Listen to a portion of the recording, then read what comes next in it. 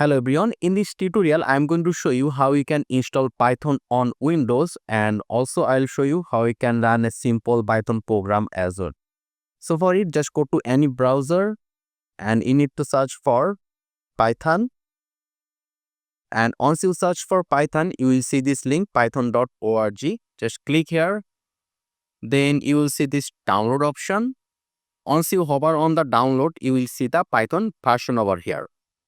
So you just need to click on this button and it will download a exe file. There you can see. So it is around 26 MB. It will take some time. Right now I'll just fast forward the video. So here you can see the download is complete. So right now we just need to double click on this downloaded file. Let me just minimize this. After that, just check this on and this on. Make sure to check both of those.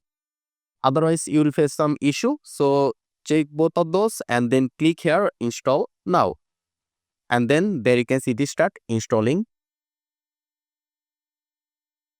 and there you can see installation is complete. So right now we can just close this. Then if we just go to our Windows search option, then say here cmd, there you can see it is showing us command prompt, and in this command prompt we are going to say python dash version, and if we now press enter it will show us the Python version.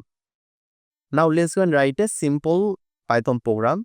So let me just close this. Let's put our Windows search option again and let me search over here Python. And if you install Python and then search for Python in the search option, you will see this Python and your version. Just click on it and it will open the command prompt like this, and here you'll be able to write your Python code. For example, let's say we want to print something. So I'm going to say here print, then we need to give this first bracket, then we'll give a double quotation here or single quotation, doesn't matter. Let's say hello or, and we need to close it with the double quotation and the first bracket. Then if we now press enter, it will print hello. So this is a simple Python program. So here you'll be able to write your Python code, simple code. Okay. So this is how you can install Python on Windows. I hope this was useful. Make sure to subscribe and I hope to see you in the future tutorials.